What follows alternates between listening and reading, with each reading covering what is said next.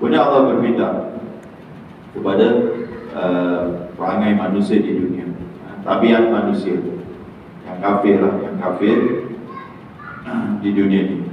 La yas'amul insanu min du'a'il khair. Manusia ini tidak jemu-jemu, tidak jemu-jemu memohon kebaikan. Dia nakkan kebaikan saja. Dia kalau agama apa pun nak, semuanya kebaikan, maksudnya kebaikan dunia, kebaikan dunia. Agama apa pun dia akan doa kebaikan. Sebab itu dalam Islam awal-awalnya Allah tegurkan mereka yang memohon Rabbana atina fid dunya hasanah wa ma lahu fil akhirati min khalaq. Mereka yang hanya memohon, wahai Tuhan kami, berilah kami kebaikan di dunia. Dia mohon kebaikannya. Apa kebaikan di dunia? Kemewahan, kesenangan, harta, kesihatan, peace, prosperity, apalah kita nak cakap, semua yang berbentuk duniawinya. Termasuk ada orang Islam pun yang doa macam gitu, pada waktu haji. Dia minta dunia je. Dan kalau orang kafir, orang baca dia punya doa tu, orang-orang musyrik gitu semua. Kalau orang yang sebab berhala ni, tengok dia punya doa dia. Mana ada selamatkan kami daripada api neraka. Tak ada doa tu. Jadi Kristian ada juga lah itu, ada juga Yahudi pun ada juga. Yang apa ni, kafir ni semua, kita tengok dia punya doa tu, wishes dia semua apa? Untuk dunia je. Dunia je, habis-habis. Lepas tu dia orang ni boleh apa ni, untuk dunia dia boleh habis-habisan untuk dunia ni. Pasal hidup dia memang dunia. Jadi dalam doa pun dia berdoa untuk kebaikan dunia je, kebaikan duniawi lah kita cakap, duniawi. Itu manusia, dia tidak jemu-jemu. Kalau dia nak, dia tak bosan lah. Apa kau doa untuk dunia je, mana dia bosan dia. Dia suka lah untuk doa. Ya Allah, bagilah kami kesihatan, luaskan rezeki kami, jadilah kami orang ini menjaga. Dia punya doa habis-habis, akhirat tak doa pun. Akhirat tak boleh. Yang penting dunia dia. Jadi dia tak, kalau dia punya doa tu, jangan kita termasuk pula si doa dunia je. Pagi saja si doa dunia, akhirat tak ada, doa akhirat pun. Jadi itu manusia akan tak jemu-jemu untuk memohon kebaikan.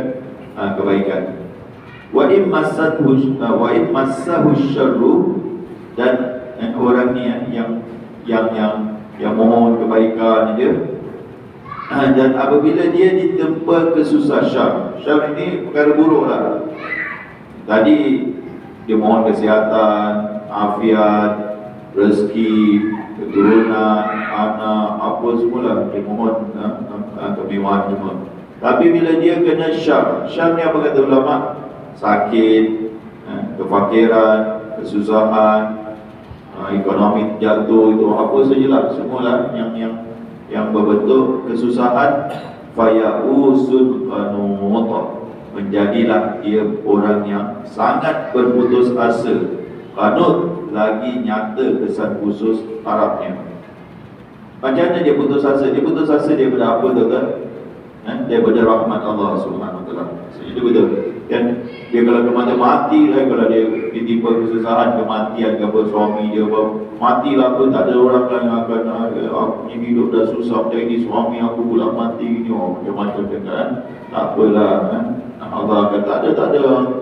Dia juga tak ada. Kalau itu perniagaan dia bankrupt ke apa ke apa, dia putus asa. Tadi dia doa betul-betul, dia dah pagi doa niaga dia barakah lah, apalah, untung lagi ni, habis bankrupt pula, terlingkup pula niaga dia, putus asa dia. Tak apalah, nanti kau akan bangkit semula. Tak ada mati aku lagi ni, semua aku punya rugi dah banyak lah aku.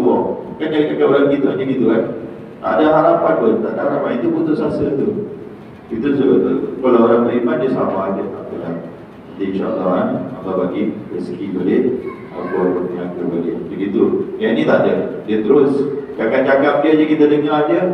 Ini macam orang putus asa, dia tak ada harapan lagi lah. Tak ada harapan. Jadi ini keadaan tabiat manusia.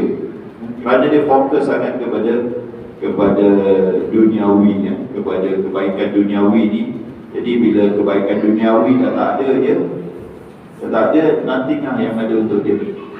Kalau orang beriman ni, dia ada ukhrawi, dia backup lah gitu. Kalau tak dapat duniawi, ukhrawi dapat lah. Dia doa-doa nak kahwin ke begini, dia tak dapat kahwin. Ada niat lah nak pasang lagi satu ke apa kan. Doa dah, dia tak dapat apa?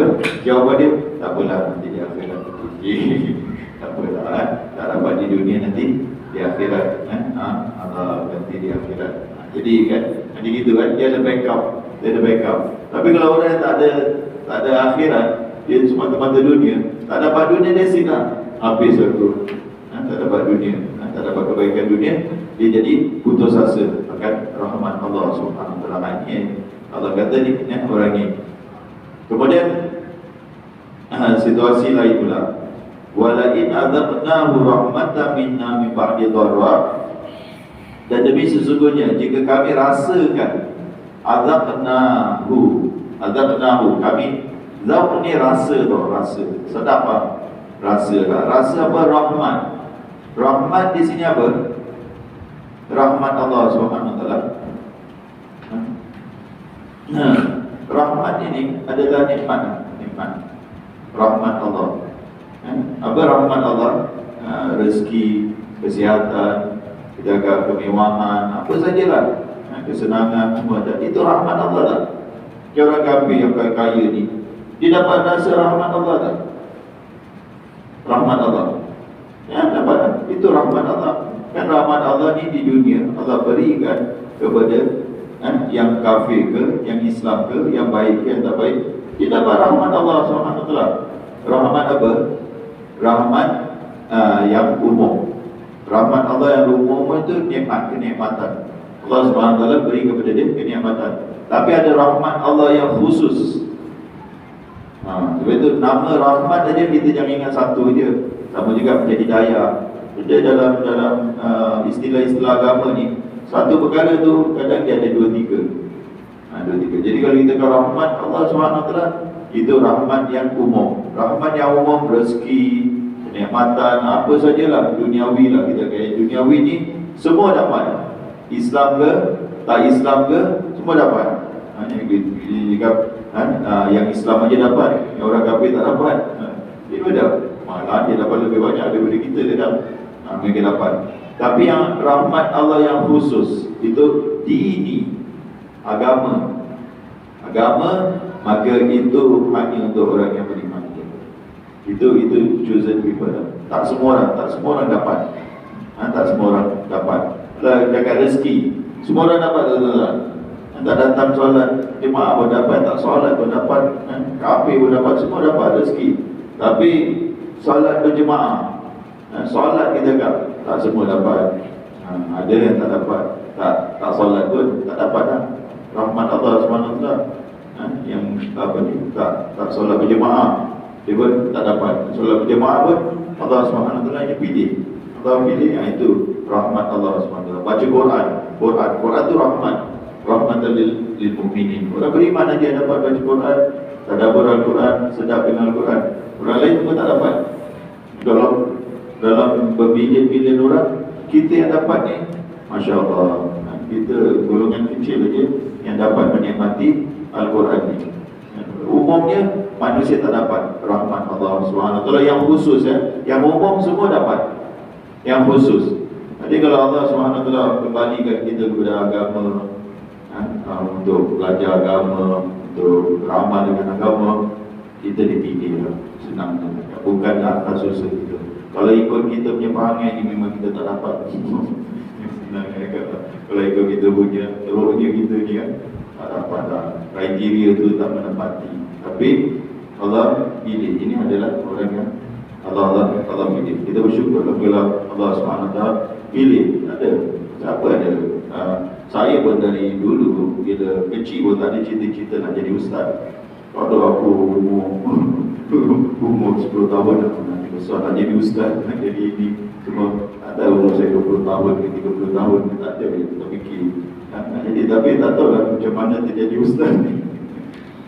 Kalau ada saya kena beli juga tau, beli dengan seorang orang kampung saya lah. Kita tak sangka daripada keluarga awak ada ustaz juga. Macam mana kita, macam mana boleh keluar ustaz pula daripada keluarga awak ni? Awak teruk betul ke awak ni? Keluarga aku ni gitu. Memang yang keluarga saya bukan ustaz-ustaz semua. Biasa-biasa je, biasa tak ada. Seorang pun tak ada lain agama ni. Saya bukan lain agama kan. Saya daripada sekular. Daripada GCO level dah habis itu semua. Barulah boleh jaga tukar haluan. Yang dah habis National Service lah, NS, baru tukar haluan kepada agama, belajar agama sikit-sikit. Itu dia, bukan apa ni, sekolah agama kecil. Jadi ini semua rahmat Allah yang khusus. Kita bersyukur dapat, kita bersyukur betul-betul, bersyukur dapat rahmat. Jadi rahmat Allah SWT diberikan kepada semua, rahmat Allah yang umum. Jadi bila kami rasakan rahmat kami kepada mereka ni, min ba'di dharra mashathu, dan setelah dia ditimpa kesusahan. Jadi dia senang ni dah jatuh. Tadi cakap orang ni bankrupt, dia jatuh, lepas tu dia boleh naik pula, dia boleh jadi millionaire pula. Contohlah tuan, kita jatuh bankrupt gini, dia boleh jadi millionaire pula. Wah, macam mana ni? Macam mana dia boleh naik ni?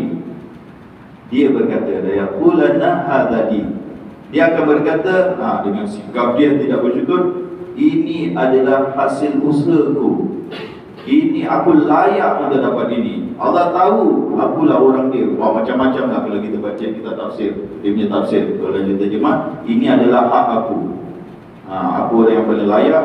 Dia cakap Allah reda dengan aku, Allah cinta aku, Allah gini, macam-macam dia cakap bila dia dapat duniawi ni. Jadi dia jaga tuan-tuan, kalau kita dapat duniawi ni semua, kadang kita cakap macam orang macam Allah pilih kita. Dia cakap, Ustaz ada rumah baru lah, ada orang hadiahkan kepada Ustaz. Kita Allah tahu aku gila, aku doa. Jadi dia jaga tuan-tuan. Duniawi, jangan ingat Allah cinta kita. Allah bagi kita duniawi, tak semestinya Allah cinta kita, sayang dengan kita, untuk kita bertak. Jadi orang ni dengan bangga dia, dengan dunia ini, aku layak. Macam Qarun Qarun dia cakap, innamal utitu min ilmi indi, aku dapat ini semata-mata kerana ilmu daripada aku, hasil usaha aku. Ini semua biasa ni orang-orang yang tak bersyukur ni akan jaga gitu. Bila ekonomi jatuh, dia kata, apa nak buat, dia takdir lah. Ini apa nak buat, semua orang kena, semua orang jatuh. Bila ekonomi ni naik je, wah, ini kita punya, kita punya, ini kita punya. Bila jatuh takdir pula. Bila jatuh, bila dia berniaga kan, babe, berniaga tak laku, nanti apa nak buat.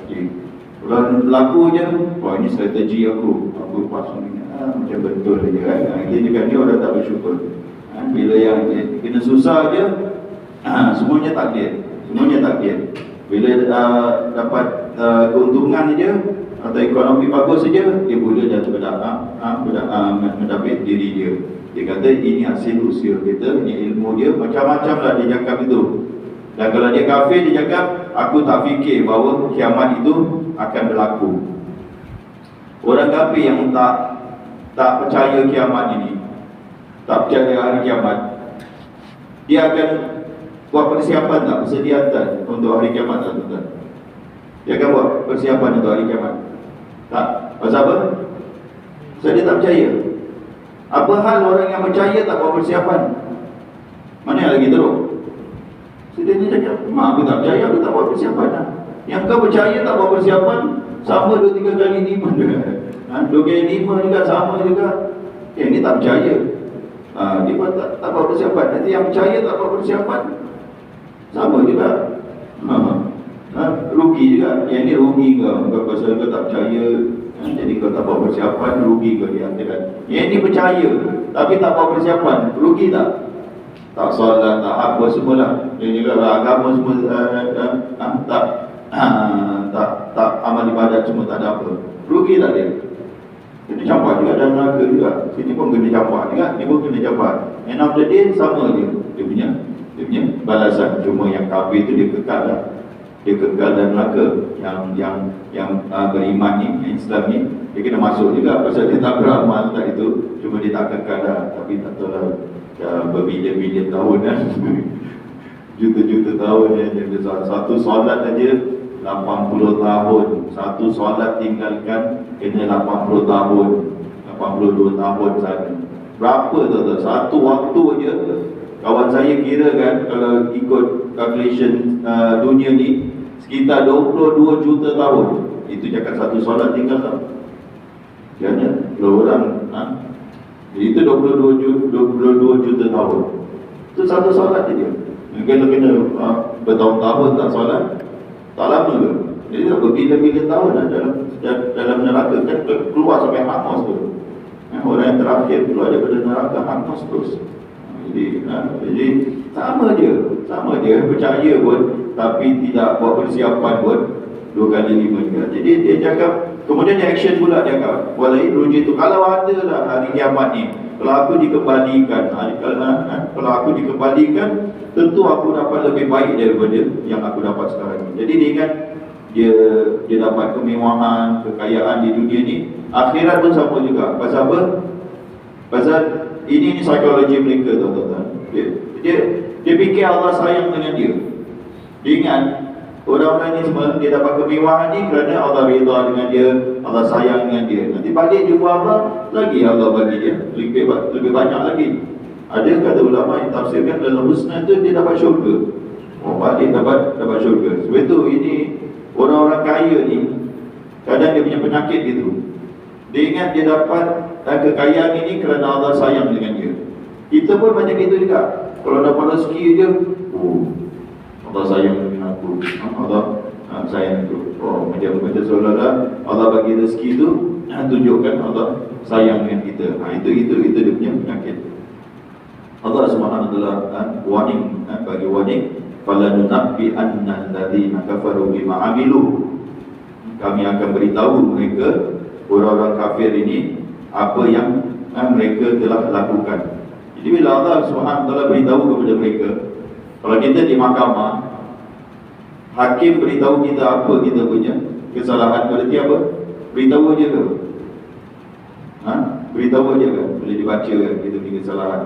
Lepas tu kena, lepas tu jatuhlah hukuman dia. Jadi bukan Allah beritahu aja kepada orang kafir, dulu kau buat gini. Tapi lepas tu apa dia punya hukuman dia. Sama juga dengan orang yang melakukan dosa-dosa besar. Bila Allah beritahu akan dosa-dosa besar mereka je, berarti mereka akan disiksa dia Allah Subhanahu wa taala. Itu yang Allah cakap. Selepas beritahu aja, Allah kata, وَلَنُذِيقَنَّهُمْ مِنْ عَذَابٍ غَلِيظٍ. Dan kami akan siksa mereka, kami akan rasakan mereka azab siksaan yang ghalidh. Pernah dengar ghalidh, perkataan ghalidh dalam fiqh ada tak? Mughalladhah. Najis apa? Mughalladhah. Pernah dengar? Mughalladhah tu apa maksudnya? Najis berat. Tu. Siksa ni dah berat. Siksa dia, kalau Allah cakap kami akan siksa mereka, dah teruk tau. Tapi kalau Allah cakap siksa yang berat, siksa je dah maut kan. Kalau kita kena siksaan Allah Subhanahu wa taala di akhirat itu, seringan-ringan siksaan mati lah kira. Tapi kerana tak boleh mati di dalam neraka tu, tak boleh mati, jadi dia tak mati lah. Walaupun ada siksa yang berat, mautnya dia akan mati. Apalah itu siksaan biasa. Tapi kalau ini sebenarnya siksaan yang seberat-beratnya, kita tak boleh gambarkan. Seringan-ringan siksaan, seorang itu berdiri di atas batu, dipanaskan batu itu, dan badan dia panas sampai kepala dia mendidih kepanasan, otak dia mendidih. Itu seringan-ringan siksaan. Dia orang kena electric chair begitu, keluar dia punya darah semua, tempat telinga dia, mata dia boleh tengok, tengok video tu menyesal aku kan, seminggu tak makan. Tak ada selera tengok Faces of Death. Untuk pergi tengok Faces of Death. Tapi saya bagi warning kan, lepas tu tak selera makan. Orang mati depan kita, macam kan, bila dia mati depan kita itu. Jadi macam gitu kan, siksaan itu seringan-ringan punya. Dipanaskan lalu berdiri, berapa lama? Selama dia di dalam neraka tu berapa juta tahun ke apa, dia akan dirasakan. Bagaimana pula dengan seksi yang berat pula? Alhamdulillah. Sebab itu tuan-tuan, kita lepas subuh, Allahumma ajirna so kita dah melakukan amalan-amalan, perbuatan-perbuatan yang melayakkan kita masuk ke dalam neraka. Yang memang kalau on paper je, memang kita memang kena, kalau dijatuhkan hukuman memang kena lah. Itu apa tidak buat perbuatan-perbuatan yang memasukkan dalam neraka. Betul, sekarang ni masa untuk kita mohon. Sebelum mati kita mohon merayu kepada Allah Subhanahu Wa Taala atau mengampuni dosa-dosa kita yang lain supaya Allah menutup. Moga kita termasuk yang selamat di akhirat kelak. Assalamualaikum warahmatullahi wabarakatuh.